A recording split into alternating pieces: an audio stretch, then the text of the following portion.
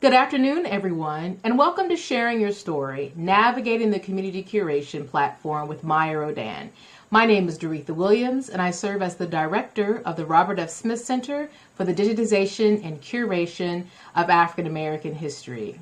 The Community Curation Platform was designed in 2017 as a way for us to communicate with the families and institutions we work with on the road for community curation programs. During the pandemic, it took a different turn where we used the platform to make sure we stay connected with our virtual visitors at the museum. We worked with our Members Day, we worked with different projects throughout the museum to host stories and interact with our communities. Today, you'll understand more about the program and the platform and hopefully get an understanding of how to use the platform to upload your stories to share with our museum communities worldwide. So I'd like to welcome to this program our speaker for the day, Maya Rhodan, who serves as the digital content producer for the Robert F. Smith Center for the Digitization and Curation of African American History. Maya, take it away. Hi, everyone, and thank you so much, Doretha, for that great introduction. My name is Maya Rhodan. I'm the digital content producer for the Robert F. Smith Center for the Digitization and Curation of African American History. And I'd like to welcome you to Sharing Your Story, Navigating the Community Curation Platform. I'm so excited to introduce those of you who are not familiar with the platform to how it works and share a little bit of the stories and uploads that we have on the platform already. So with that, I'll get started. So let's start at the beginning. What is a community curation platform? It's a dynamic digital space that invites our community, the museum community, individuals, organizations, institutions to share their histories with us. You can do that by uploading short stories, videos, images, and other creative expressions to the site. And as Doretha said, it started as a way for us to connect with families and individuals that we interacted with on the road at our community curation events. But as the museum shifted to a more virtual space throughout the pandemic, the platform used to share and engage with the broader museum community. And through initiatives like Voices of Resistance and Hope, which was launched in 2020 and invited people to share their experiences with teen and with the social justice uprisings of the summer of 2020. And the 24 Hours in a Time of Change program, which was a SI Smithsonian-wide effort to do a similar story gathering project, community day programs, and other museum communications, just as a way to keep ourselves engaged with the museum community while we're apart. And the image that you see here is actually uploaded by Miss Sherry Langford of San Francisco Bay Area. And it was a part of our Voices of Resistance and Hope initiative. And the story is titled That Look. And I think we're all very familiar with this look. The story was like, this is the look that your ancestors give you when you decide to sit out and not vote. So I love this image, and I love a lot of the stories that are uploaded on the platform. So I'm just really excited to walk you guys through how it works. So next. So the platform, the URL is communitycuration.org. And when you're up there, you'll see this screen. You'll see a screen like this, and you're encouraged to sign up and create an account and share your own stories, but you're welcome, more than welcome, to engage with the stories that are already on the site. If you look on the screen, you'll see little black dots, and you can see that on the platform as well. Those are actually tags, so you can click those links and stories related to those topics, be that civil rights, military, music, family, and you can see all the stories that people have shared, and hopefully that'll inspire you to think of stories that you have in your own family or community that you would want to upload to the site. And along the bottom, you'll also see the collections that we have on the site. And these are just little groups of like stories that that we compile that will help you get a good sense of what other people are talking about related to those topics.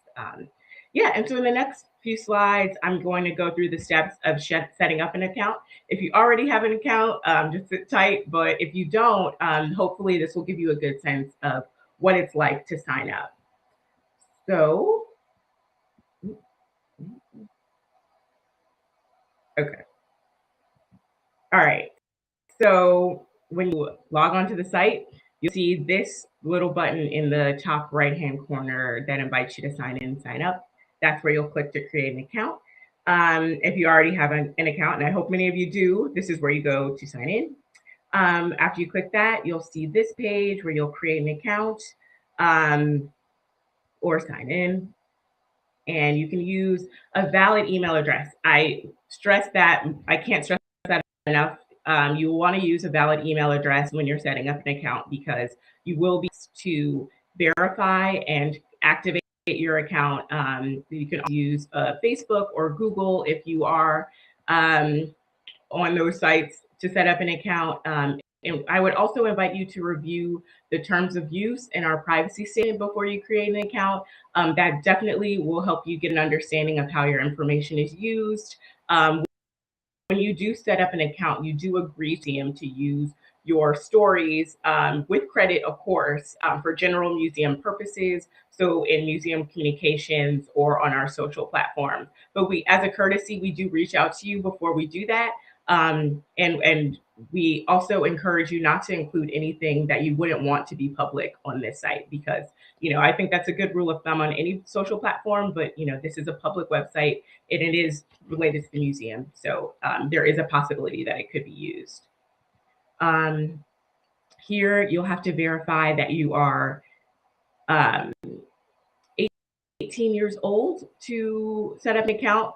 That's not to say that if you're younger than 18, you can't engage on the platform. We definitely stress and encourage intergenerational storytelling on the platform. It's a great way to get families and younger family members interested and aware of the stories that exist in your family. But you do need to be 18 to set up an account. So hopefully you could partner with someone older or partner with someone younger if you're over 18, just so that it's a family account and something that you guys can use together.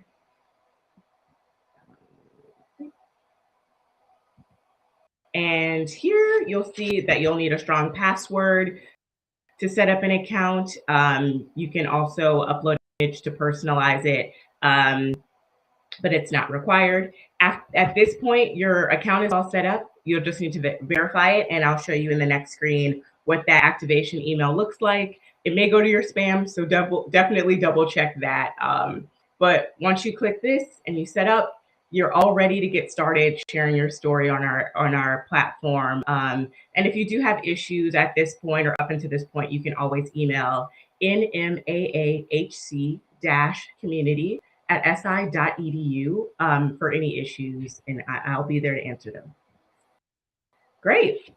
So now we're on to the fun part, sharing your story. And I'm really excited to share some of the great stories that have already been shared on the platform and just kind of help get a sense of the kind of things that we look for, the kind of things that people like to read, and just some of the great stories that people have in their families and communities and attics and basements.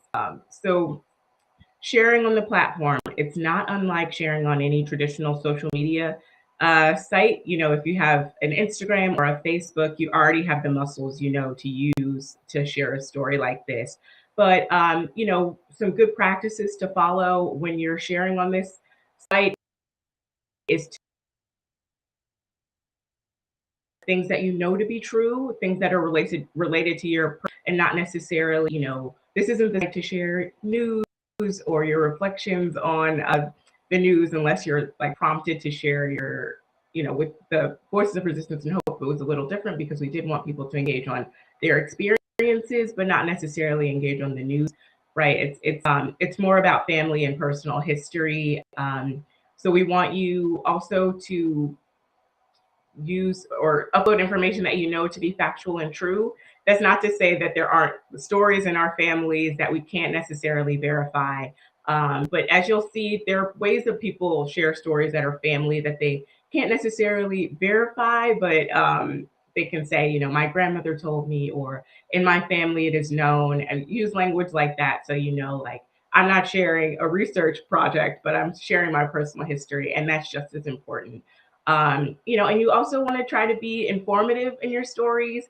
I mean, in your posts, I think there are a couple of questions that we'll get into later that you can answer when you're um, looking to post or upload a story. So we'll definitely go through some questions you can think about when you're working through how to craft an informative, engaging story. And you also want to upload a photo. What better way than to share your family history than to show it?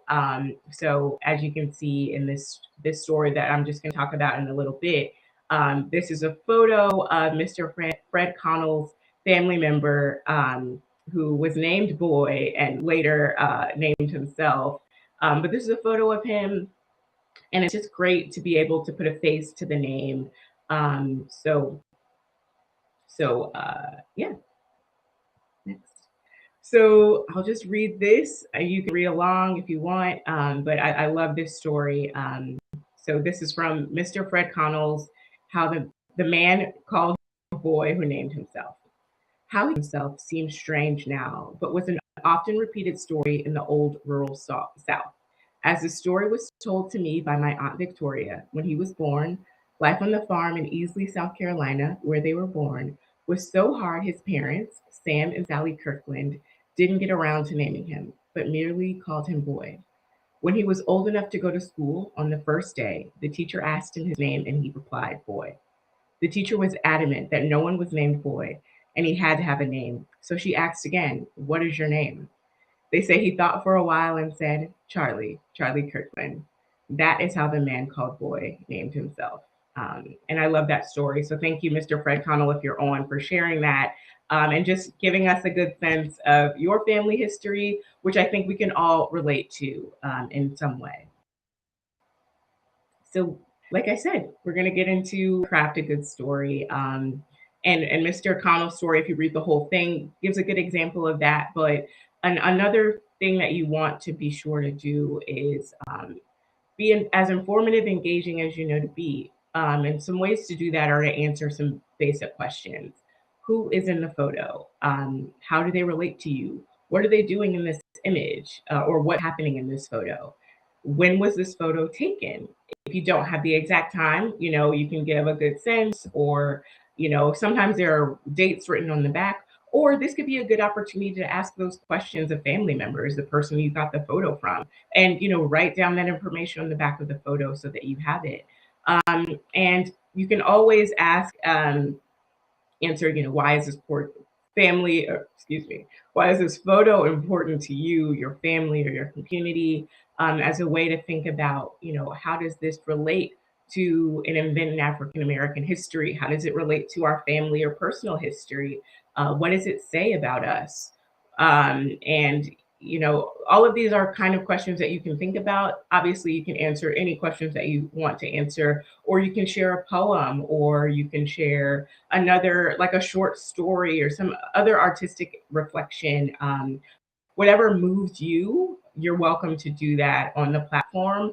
But just using these as best practices or ways to get started if you're stuck, is a just a helpful way to get something that is informative and engaging on the platform. And this photo here is from, also shared during the Voices of Resistance and Hope initiative, from Miss Pamela Springs from Fresno, California. And it was about their family reunion that was postponed due to the pandemic, and how their family engaged. So I'll read a little bit about that. Um, Ms. Pam writes, our generations lived through the 1918 influenza epidemic, the Depression, the World Wars, and experienced the polio epidemic in the 1940s and 1950s. They certainly learned there is more to life than their personal happiness, just as young people are learning now. Let's be mindful that personal sacrifice is necessary for the greater good. I look forward to celebrating with you at the next Wilson family reunion. Until then, enjoy a trivia booklet that serves as a keepsake as we continue to shine light on our great ancestry.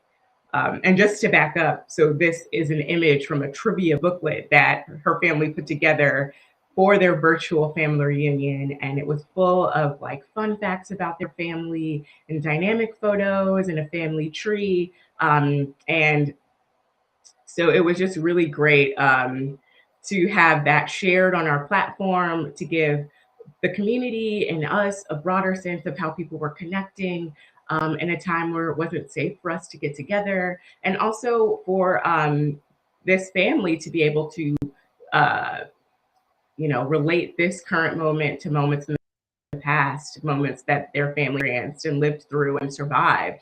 I thought was really powerful. So we're really grateful to have this on our platform, along with a lot of the other stories. So great. So another great thing to do on the platform is to share stories. I mean, share photos. Your share images, short videos, small audio files, document uploads, anything that you want to share to illustrate your reflection. But some great photos that we can that help uh, users and other community members get a good sense of what's going on in the photo are dynamic. They show pictures, or they illustrate the people, the places, and things that your story, your post is talking about. And these are just a few examples of how that's been done. This photo in the top left-hand corner is by a Voices of Resistance and Hope contributor, Steve Janot, who is a photographer in Brooklyn, and also shared poetry on the platform. And the title was The Perfect Storm. And I think this illustration from, or this moment in time that's captured at the protests during the summer of 2020 is such a powerful image, and it shows so much. And so and there are others. The home that Mr. Burt Brown's family member used to cultivate and cure tobacco, a marriage certificate from the family. So we'll go through these one by one, but just these are a good snapshot of the types of images that people use on the platform that help paint a picture of the stories that they're trying to tell, that are dynamic, that are informative.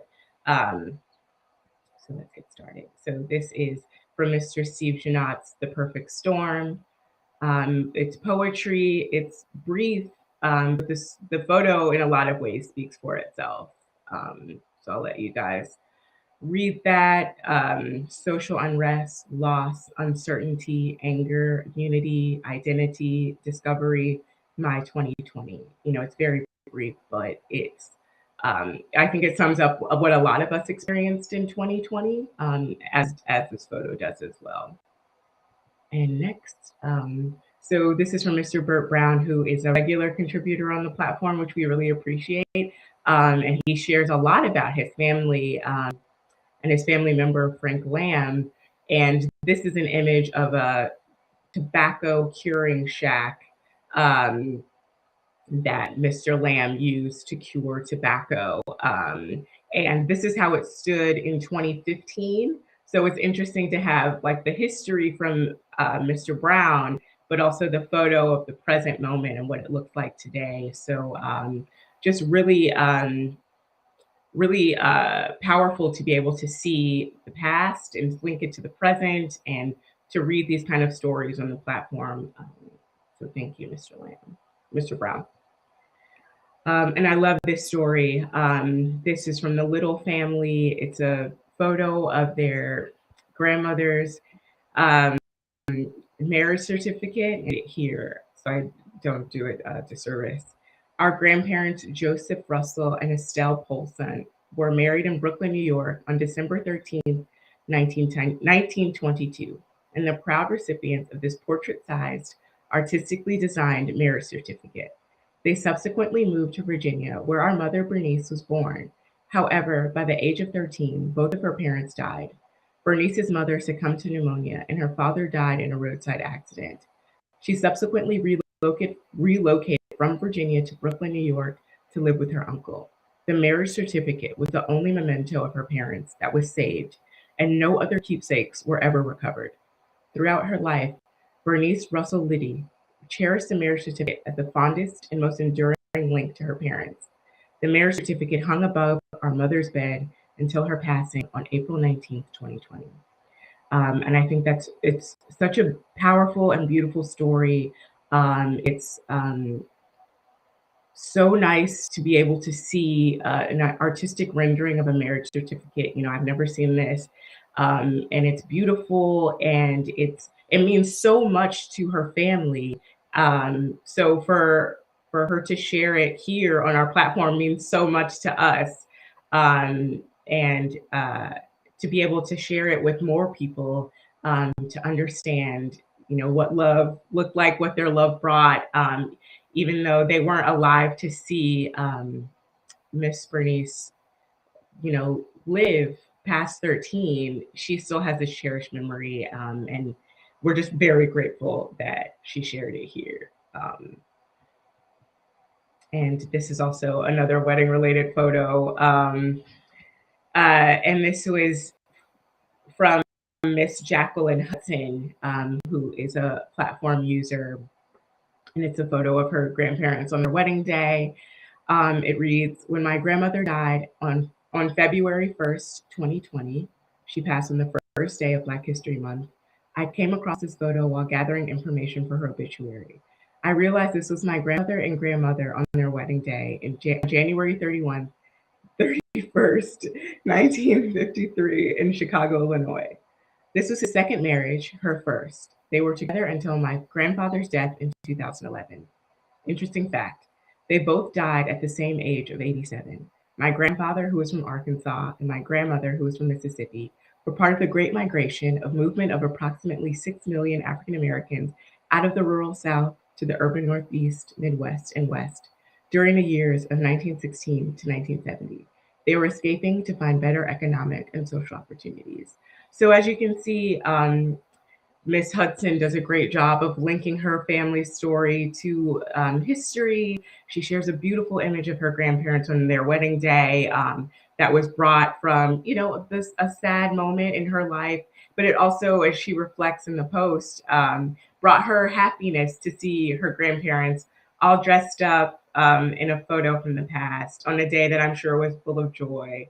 And I'm from Chicago, so it's also nice to hear. And my grandmother is from Mississippi, so it's also a nice to see a family from the Great Migration. So it again, the beauty of the platform is that it brings these stories to life. It makes them real. It shows you what family or what they looked like. It helps you share these intergenerational stories. A lot of power in that. Sorry.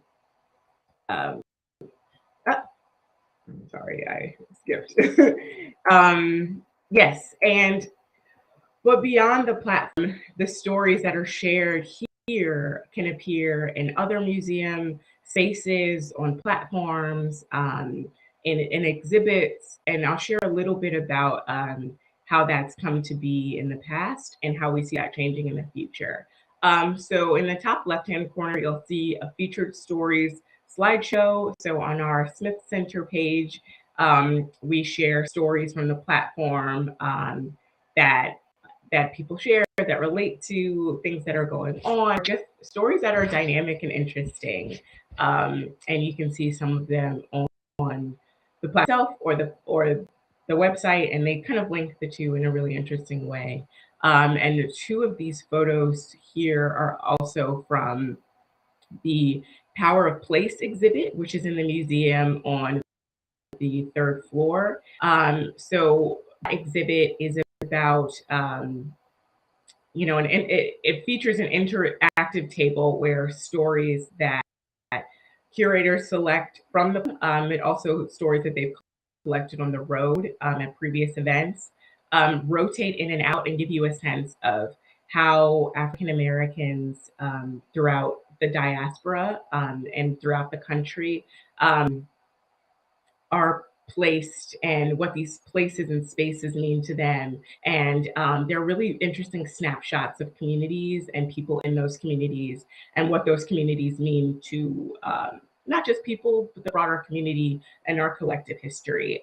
So it's really interesting. And you can also see some of those stories on the platform. So it's a really interesting two-way street. And two of these stories, My Aunt in Alaska and Mayor David Dinkins visits Rockdale Village, are on the platform and in the hub table. So it's really cool.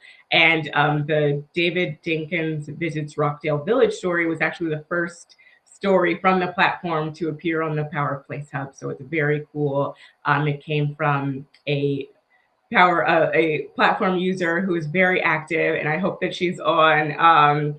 That we're very grateful for her sharing her community history about this cooperative community in Jamaica, Queens, and the ways that African Americans, middle class African Americans, built that community.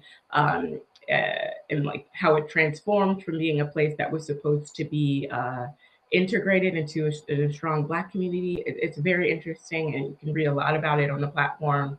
My Aunt in Alaska is also a very fascinating story that Hannah, our colleague in the Explore Your Family History Center, collected when we were on the road in Chicago, where we were able to, set up little stations at uh, public libraries and invite people to share. And one thing I haven't mentioned, but the platform does, is and that relates to the work that we do at the Smith Center, is it invites you to, digitize and digitally preserve the stories and images and videos that you have um, uh, in your homes, and invites you to also share context and share stories behind those digitized images and photos and videos. So it really just again encourages that intergenerational storytelling, encourages the continuation of these stories and these family histories in a really interesting way. And one of my favorite stories from the platform is also on this page, and it's another story that we gathered on the road in Chicago.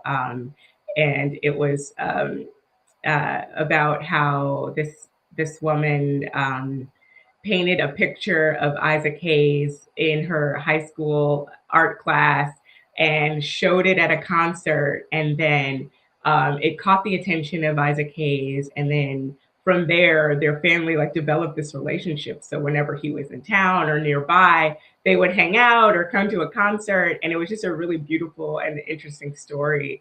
And it all stemmed from this photo and or this art project, and her mom just was like, let's take a picture of you with this painting because it won an award at her high school class. But then Isaac Hayes took it. It was like, you can read all about it on the platform, and I really encourage you to because it's really fun.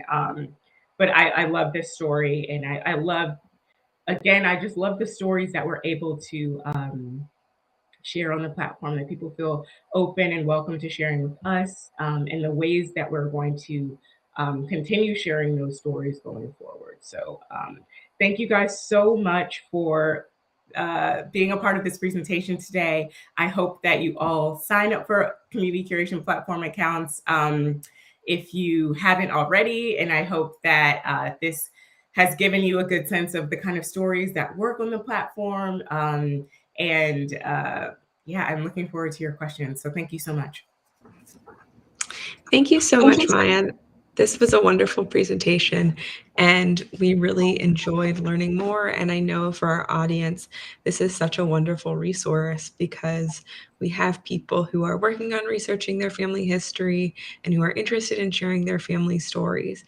Could you tell us a little bit about how one might share a multi-generational family story on the platform? Have we seen any of that so far?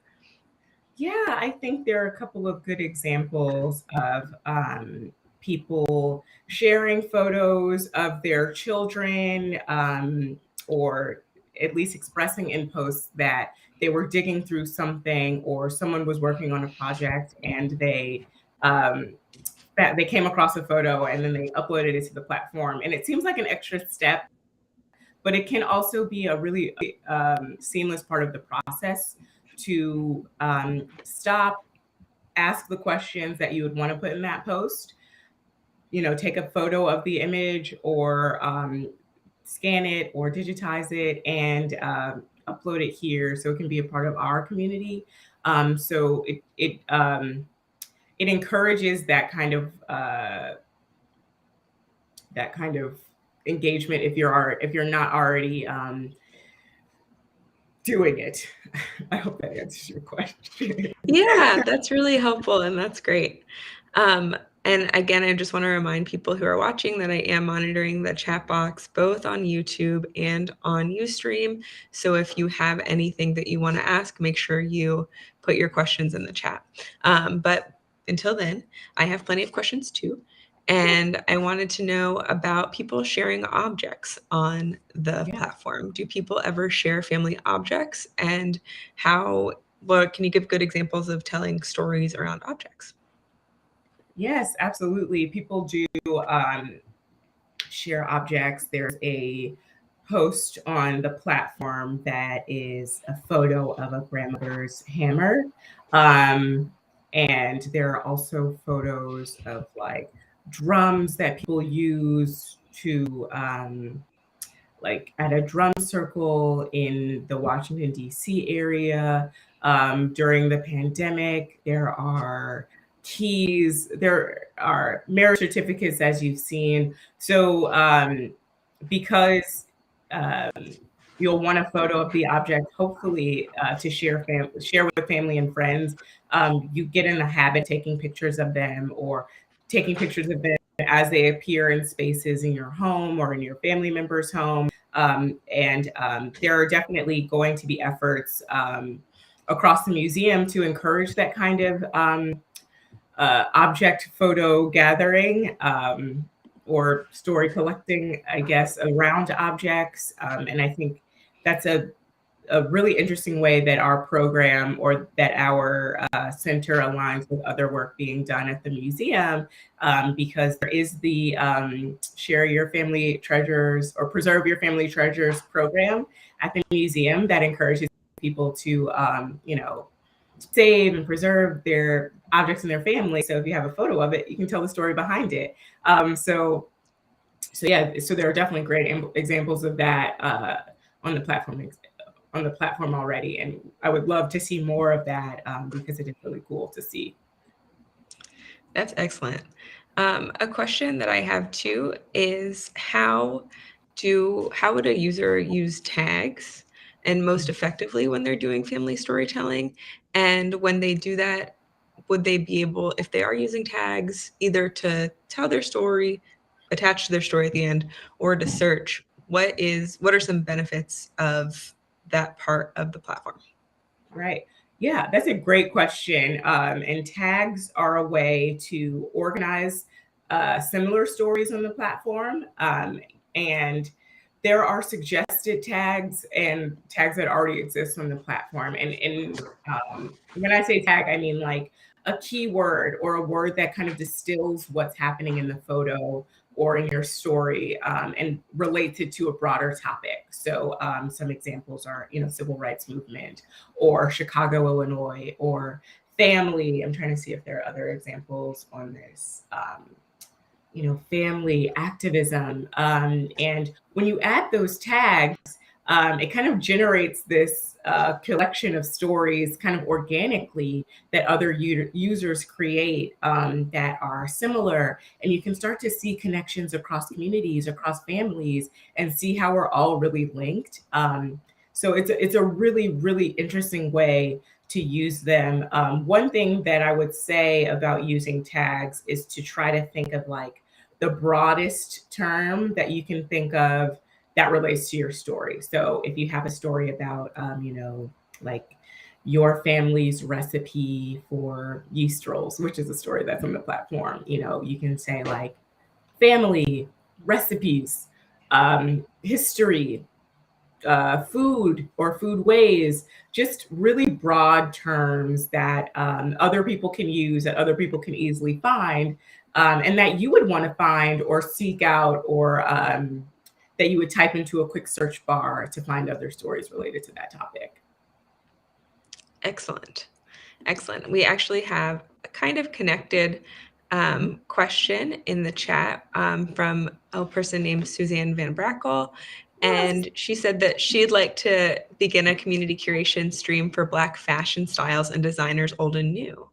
Do you think that this would be a good topic for the platform?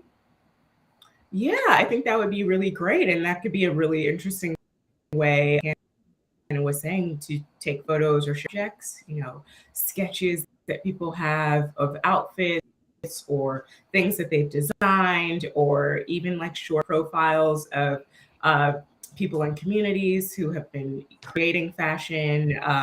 There are lots of ways that you could approach this. And I think that would be a really interesting way to get people talking about clothing and style and trends that are regional, but also trends that are national.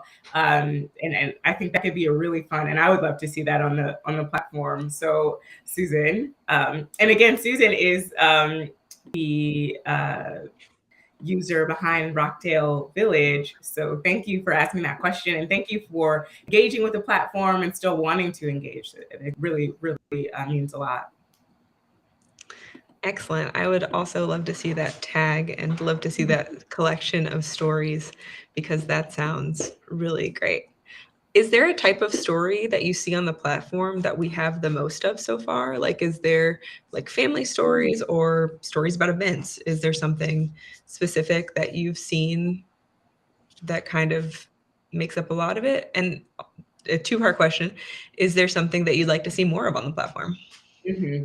That's interesting. I think we do see a lot of stories that are like family. People come across a photo of a family or a group family photo from a particular event, or a place that they used to live, or a trip they were about to go on. So we do see a lot of just like general, this is my uncle, or this is my great aunt, and this is what they did. I think that makes up the bulk of the stories on the platform. I would love to see more photos of objects, photos of recipes. I love recipes, so I would love to see people sharing those, or if they're willing to share. I know people are pretty protective of, of the recipes that they have in the family. What else did I like to see? I mean, there's just so many options. So I'm like, I could name 1,000 things that I would love to see on the platform. But I really just want people to share what they're comfortable sharing, things that they, would for people to learn about, things that they think are interesting little tidbits about their family. Even if it's something simple, like the story about the man called boy who named himself, like that's a fun family story. That's interesting. That's not too complex. Like, it doesn't have to be complex. It doesn't have to be related to a, event in African American history. And I think that's the power of the platform, right? It shows that everyday history is just as important as something that you would find in a textbook. Yes, that is something that we are passionate about in the Family History Center, sharing family stories, sharing everyday stories that relate to your family and that you can help you to understand how your family connects to larger African American history, and how those things all make up African American history.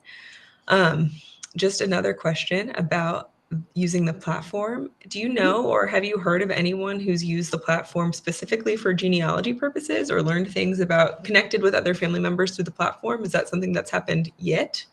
No, that hasn't happened yet, but I would love to see it happen. I think that that is another really interesting way. We can use tags if you have a family name that you want to use. Have used family names on the platform. But I don't think we have anything, not off the top of my head, I could be wrong, that's directly related to genealogy research, but I would love to see more of that on the platform. Things that you find or learn along your research journey, it would be great to upload. We did have a woman who uploaded like screenshots from notebooks that she found in a like her father's files about a school, like a school for colored. It was called the Mather School for Colored Girls, and it's like just really interesting notes from people and former students. So it's not necessarily related to genealogy, but it is related to like family research. So yeah, so there are lots of ways that people can do it. That's excellent. Just as we're both on the same team, the Smith Center for the Digitization Curation of African American History, I wanted to ask about the Smith Center behind the scenes pages on the platform, and if you could talk a little bit about that. Yes. So the Smith Center for the Digitization and Curation of African American History is comprised of a couple of components: the curation projects, the interns and fellowship program, and the Explore Your Family History Center. So behind the scenes on the platform, there's a little collection where we share stories from our trips on the road. We share things that explain a little bit more about what we do and the kind of work that we're able to collaborate with other institution communities on. So it's a fun way for us to share a little bit about what we have going on, and to engage with the communities that we work with. Our interns and fellows also are stationed at institutions across the country over the summer. So last summer, when they were, I think they were mostly virtual interns, they were sharing stories from their internship experiences, stuff about professional development, but also the projects that they were working on that were really interesting on the platform. So you can definitely explore those if you're looking for an internship, or if you know someone who is. I think the internship deadline has passed, unfortunately, but it can help you get a sense of another opportunity.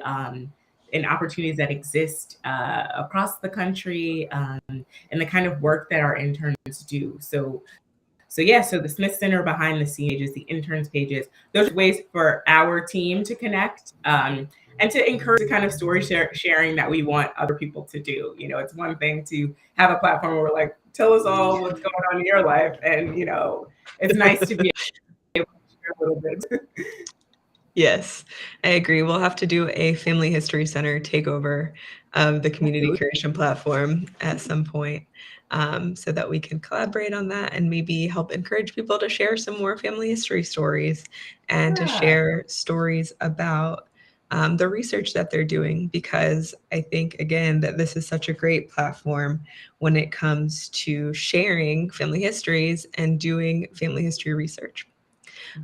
We have another question too. We had a question about audio files. You mentioned in earlier that you could upload audio files. How long can they be? We have someone who has done some recordings of people sharing their experiences about family members who are victims of police violence, and that they're longer files, but how long can the files be?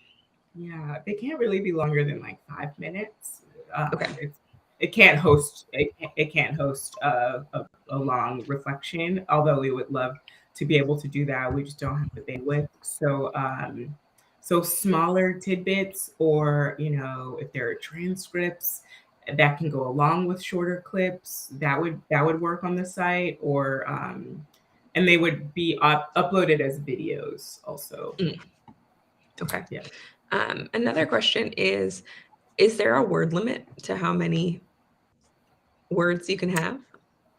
There isn't, but there is.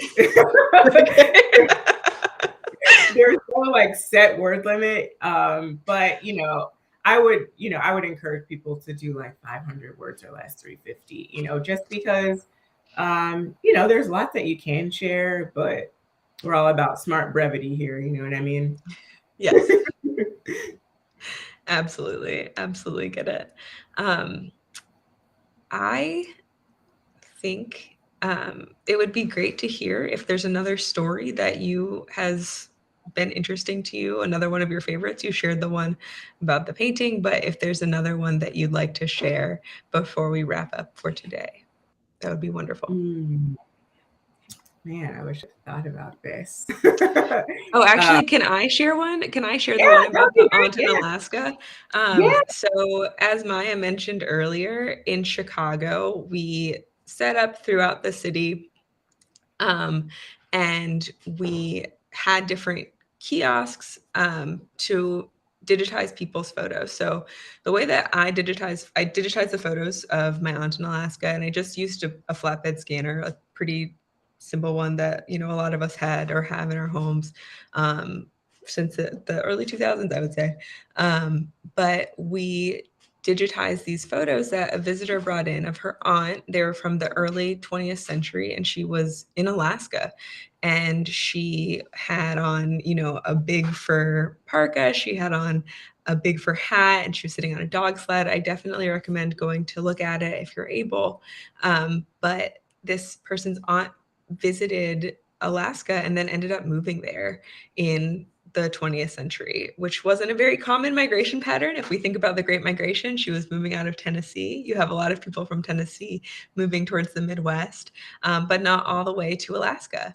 And that would have been before Alaska was a state. It would have been a territory at that point. So it was just really fascinating to hear this story of Black migration that you don't typically see when it comes to our normal Great Migration patterns. And the visitor, again, her family had moved to Chicago from Tennessee, and said that her aunt would come down and visit from time to time from Alaska, but really lived her whole life there and that she built a life there. And I thought that was just really incredible. And I love that that was shared with us. I love that that's on the platform. And I'm, it was so great to see. Yeah, I love that story. And I think that story is also going to be on the Power of Play table when it's opened back up. But again, you can see it on the platform. You can see stories from that platform. Doretha, our director, mentioned a story that was also really powerful that was shared during the Voices of Resistance and Hope initiative about a woman whose family member wrote to Pearl Milling Company to get the name of like Aunt Jemima changed in, I don't remember the date, but it was like the mid 20th century. So to have that be a thing that happened as a result of the uprisings of 2020 or like around that time, the person reflected on how it felt like a full circle moment, and like uploaded a copy of the letter that was sent to Pearl Milling, and you can check that out on the platform. But that was definitely a really powerful and really interesting story that was shared, that connected all these moments in really interesting ways. So it's just great when that can happen on the platform, and just really grateful that people are willing to share those stories and to think of us as a place to go when things like that come up that relate to history, that relate to the current moment, and that are personal.